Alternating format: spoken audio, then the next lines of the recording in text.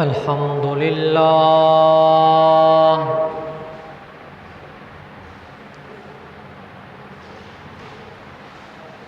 الحمد لله وكفى والصلاة والسلام على من لا نبي بعده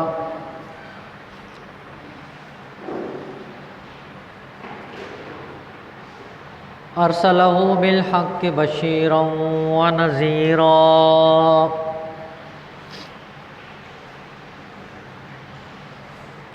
وداعيا إلى الله بإذنه وسراجا منيرا.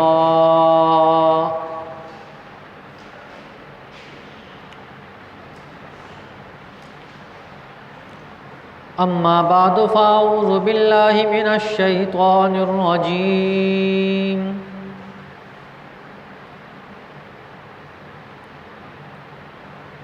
بسم الله الرحمن الرحيم.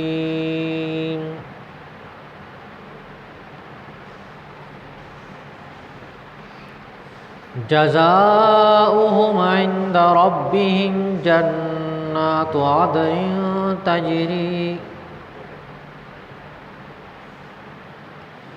تجري من تحتها الأنهار خالدين فيها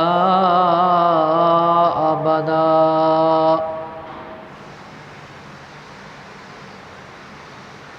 آمنت بالله صدق الله العظيم.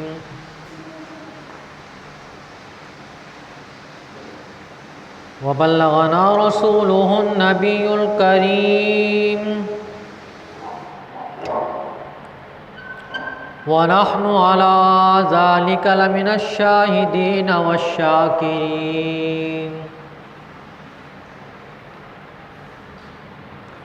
والحمد لله رب العالمين.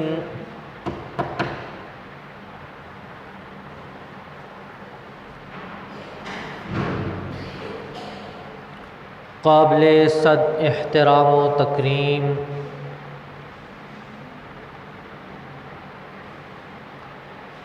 میرے واجب الاحترام دوستو، بزرگوں، عزیز نوجوان ساتھیوں،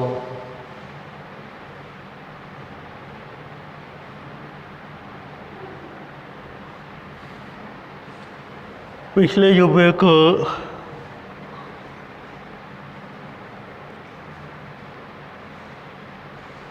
آپ حضرات کے سامنے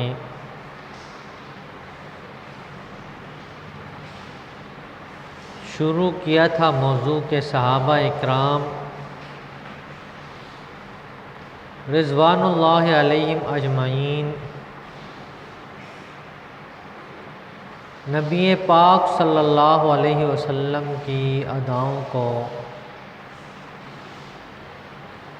اشارات کو بانپ لیتے تھے کہ آپ چاہتے ہیں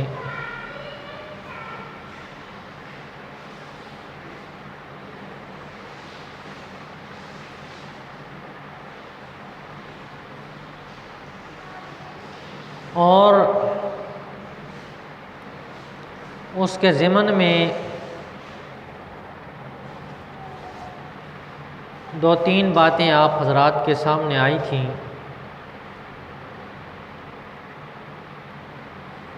کہ صحابہ اکرام رضوان اللہ علیہم اجمعین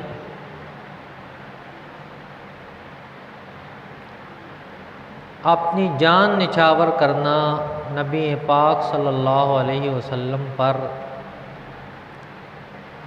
سعادت سمجھتے تھے.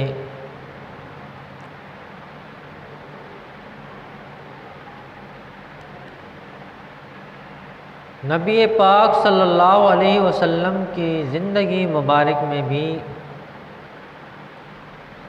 صحابہ اکرام نے آپ صلی اللہ علیہ وسلم کی عزت پر حرف نہیں آنے دیا.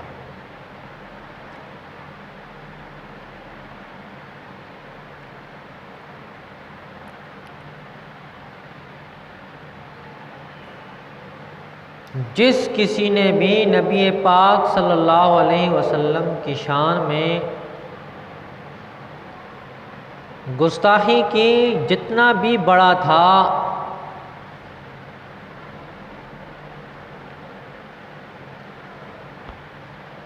اس کا سر بھی قلم کیا اور اس کو سزا بھی دی۔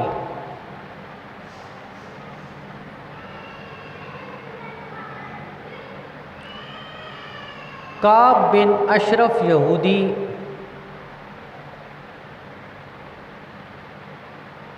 نبی پاک صلی اللہ علیہ وسلم کی شان میں گستاخی کے اشعار پڑھا کرتا تھا۔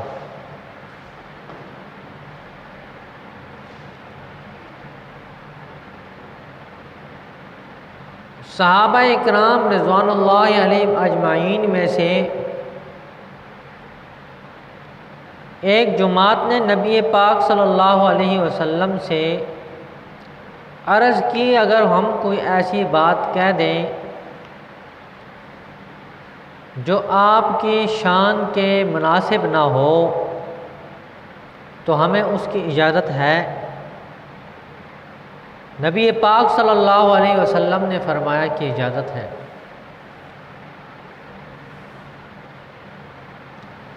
دشمن کو زہر تب ہی کیا جا سکتا ہے کہ جب اس کے مخالف کی کمزوری بیان کی جائے۔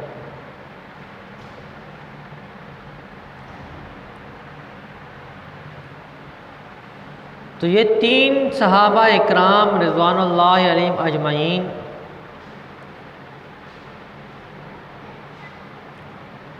کعب بن اشرف یہودی کے پاس گئے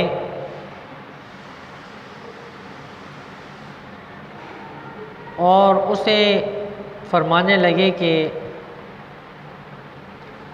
ہم نبی کریم صلی اللہ علیہ وسلم کو صدقات، خیرات، زکوٰۃ دے رہے ہیں اور ہمارے اوپر تنگی آ رہی ہے، لہذا آپ ہمارے ساتھ مدد کریں اور ہم اپنی کچھ چیزیں آپ کے ہاں گروی رکھیں گے۔ تھا تو یہ بڑا بدبخت،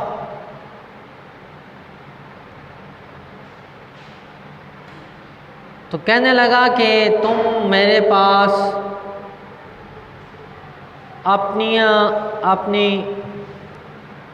عورتوں کو جو ہے گروی رکھ دو، جب تک تم میرے پیسے واپس نہیں کر لیتے یہ یہاں خدمت کرتی رہیں گی۔ انہوں نے کہا کہ آپ جیسا شخص کو جب ہماری عورتوں دیکھیں گی وہ پھر ہماری کہاں رہیں گی؟ تو یہ بدبخت کہنے لگا چلو اپنی اولاد کو ہمارے ہاں گروی رکھ دو۔ تو انہوں نے کہا جب ہماری اولاد آپ کے ہاں گروی ہوگی، انہوں نے آپ کو دیکھ لیا تو پھر ہمیں وہ تسلیم ہی نہیں کریں گے۔ تو کہنے لگا چلو پھر اپنے اسلحہ کو میرے ہاں گروی رکھ دو۔ تو انہوں نے کہا یہ بات بہت اچھی ہے، ہم اپنا اسلحہ سارا آپ کے ہاں گروی رکھ دیں گے۔ وقت طے ہوا رات کا کہ فلاں وقت ہم آپ کے پاس آئیں گے اور یہ آواز کریں گے۔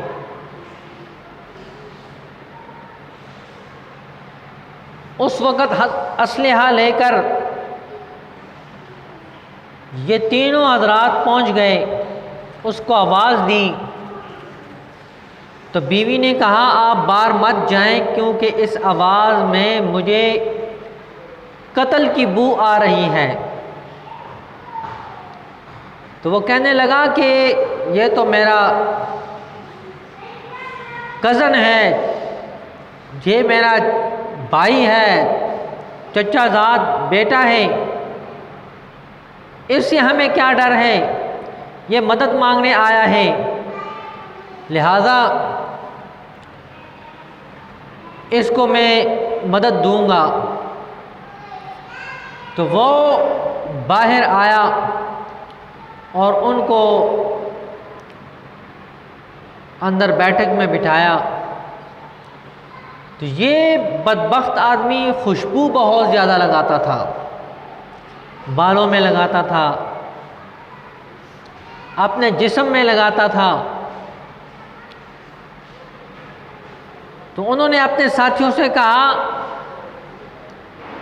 کہ میں جب اس کے بالوں سے اس کو صحیح طرح پکڑ لوں تو آپ میں سے فوراً ایک آدمی اس کے گردن پہ تلوار چلا دیں۔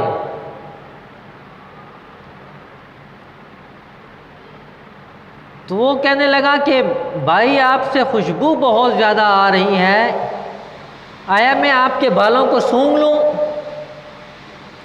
کعب بن اشرف نے کہا ہاں ہاں سونگھ لو، یہ خوشبو میں نے بڑی دور سے منگوائی ہے۔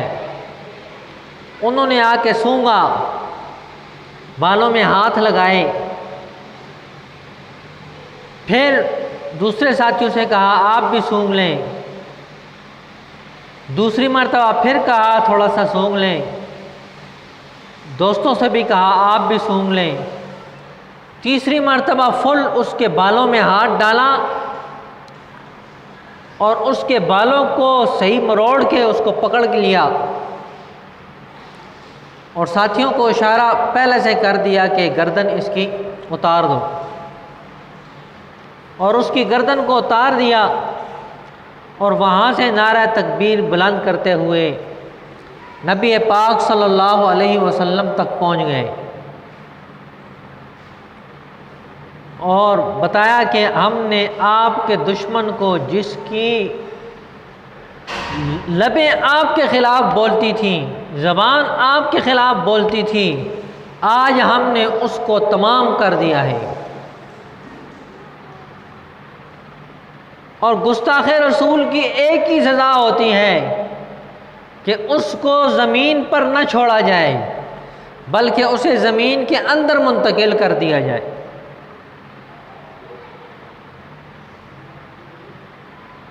تو صحابہ اکرام رضوان اللہ علیہم اجمعین نے زندگی میں بھی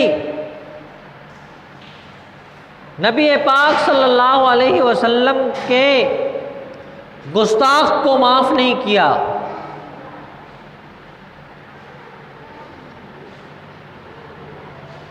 اور نبی پاک صلی اللہ علیہ وسلم کی زندگی جب گزر گئی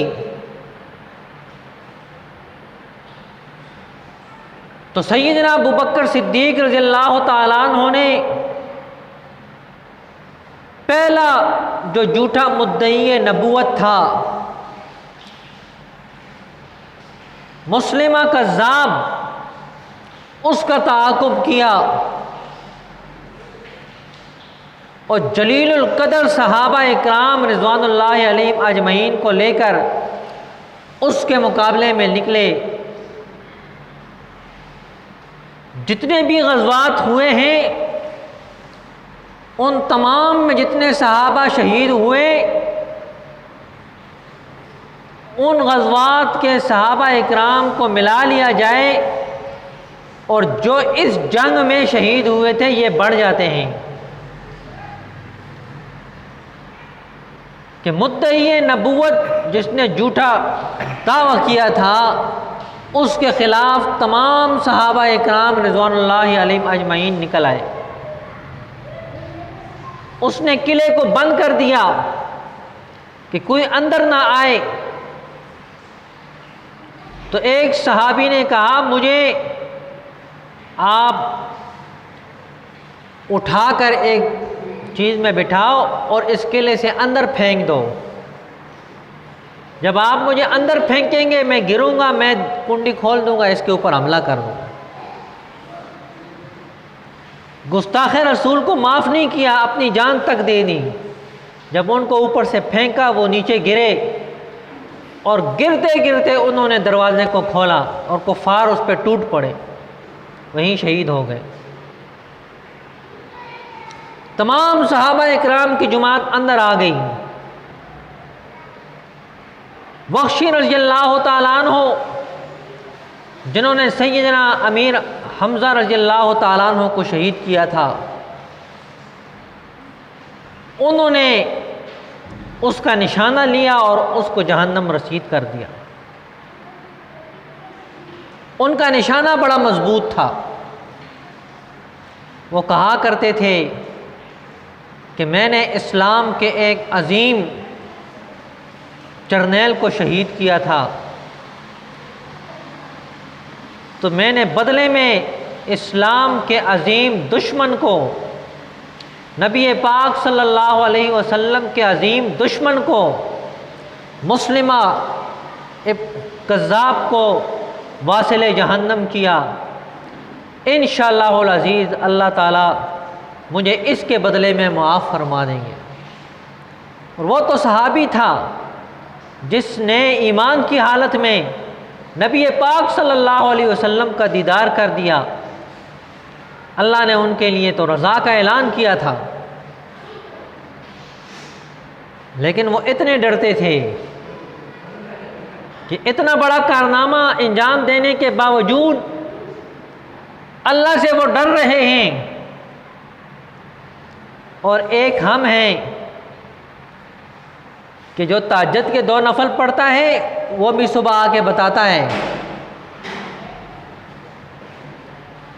کہتے میں اٹھا دیکھا تو بادل تھے، آبار آیا، وقت دیکھا 2:30 بج رہے ہیں، تو میں نے وضو کیا، 2 رکعت نفل پڑھ لیے کہ آج اٹھا ہوں تو چلو تہجد پڑھ لیتا ہوں۔ 2 رکعت پڑھتا ہے اور وہ بھی بتاتا پھرتا ہے۔ اور وہ صحابہ جنہوں نے عظیم کارنامے دیے، اس کے بعد بھی خوف زدہ ہیں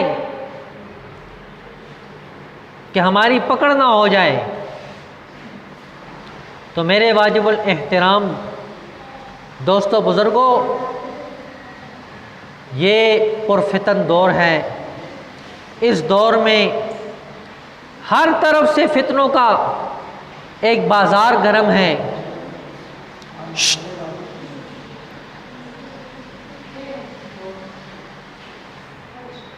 اور نئے نئے فتنے اٹھ رہے ہیں۔ نبی پاک صلی اللہ علیہ وسلم نے فرمایا 40 دجال آئیں گے، اور ساتھ لفظ فرمایا کذابون، جھوٹے، ان کا جھوٹ دنیا میں پھیلے گا، چاہے اسے انگریز پھیلائے، کوئی بھی پھیلائے، پھیلے گا۔ ان میں سے ایک غلام احمد قادیانی تھا، جس کا جھوٹ آج پورے پاکستان میں، ہندوستان میں پھیلا ہوا ہے۔ اور پڑھا لکھا طبقہ جو اپنے آپ کو گریجویٹ کہتا ہے، جو عقل سے کورے ہیں، وہ کہہ رہے ہیں جی ان کو تحفظ دیا جائے۔ بھائی کس چیز کا تحفظ دیا جائے؟ یہ پہلے اپنا نام تو تبدیل کریں۔ یہ کہتے ہیں ہمیں مسلمان بھی کہو اور ہمیں تحفظ بھی دو، یہ نہیں ہو سکتا۔ پہلے اپنے آپ کو قادیانی مانو، مرزائی مانو، مسلمانوں سے اپنا تشخص الگ کرو، پھر آپ کو حقوق دیے جائیں گے۔ عیسائیوں کو حقوق دیے گئے، وہ اپنے آپ کو مسلمان نہیں کہتے۔ یہودیوں کو حقوق دیے، وہ اپنے آپ کو یہودی کہتے ہیں، مسلمان نہیں کہتے۔ بدھ مذہب کو اگر حقوق ملے ہیں تو وہ اپنے آپ کو مسلمان نہیں کہتے، اس لیے ان کو حقوق ملے ہیں۔ تمہیں کس چیز کا حق دیں؟ تم پہلے اپنے آپ کو منواؤ تو صحیح تم قادیانی ہو۔ اور ہمارا حکمران بھی عجیب ہے، جو بھی آتا ہے انہی کی بات کرتا ہے، انہی کی تحفظ کی بات کرتا ہے۔ تو اس سلسلے میں آنے والی جمعرات 14 ستمبر کو